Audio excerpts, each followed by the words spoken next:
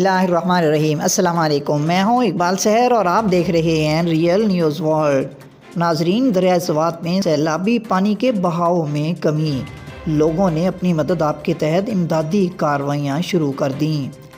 اطلاعات کے مطابق دریائے سوات میں سیلابی پانی کے بہاؤ میں کمی آنے کے بعد لوگوں نے اپنی مدد آپ کے تحت امدادی کارروائیاں شروع کر دی ہیں۔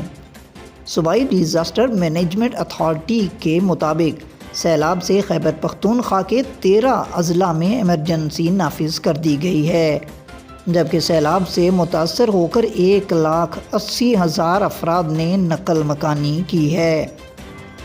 سیلابی پانی اور سڑکوں کی ٹوٹ پھوٹ کے باعث درجنوں سیاح کالام میں پھنسے ہوئے ہیں۔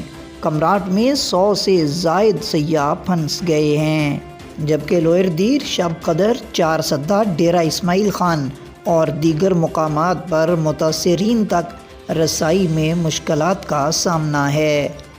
دوسری جانب دریائے سوات میں سیلابی پانی کے بہاؤ میں کمی آنے کے بعد بجلی کی بحالی کا کام شروع کر دیا گیا ہے۔ متعلقہ حکام کے مطابق بجلی کی مکمل بحالی میں 1 ہفتہ لگ سکتا ہے۔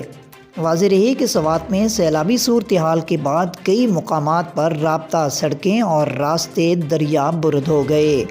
سیلابی پانی سے باہرین اور کالام کے درمیان بھی زمینی رابطہ منقطع ہو گیا ہے، جس کے باعث متعدد سیاح پھنس گئے۔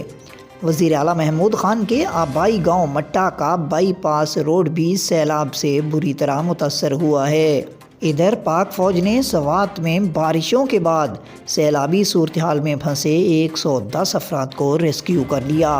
پاک فوج کے شعبہ تعلقات عامہ ISPR کا کہنا ہے کہ خازہ خیلہ سے کانجو کینٹ سوات تک پھنسے 110 افراد ہیلی کاپٹر کے ذریعے ریسکیو کر لیے گئے۔ ISPR کے مطابق ان افراد کو کھانا اور ضروری طبی امداد فراہم کی جا رہی ہے۔ مزید اپڈیٹ کے لیے ہمارے ساتھ وابستہ رہیں۔ اگر آپ نے ہمارے چینل کو سبسکرائب نہیں کیا تو پلیز کر دیجئے اور بیل آئیکن کو پریس کرنا مت بھولیے تاکہ ہماری نئی ویڈیو کا نوٹیفیکیشن بر وقت آپ تک پہنچ سکے۔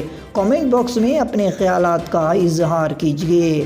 اسلام زندہ باد، پاکستان پائندہ باد۔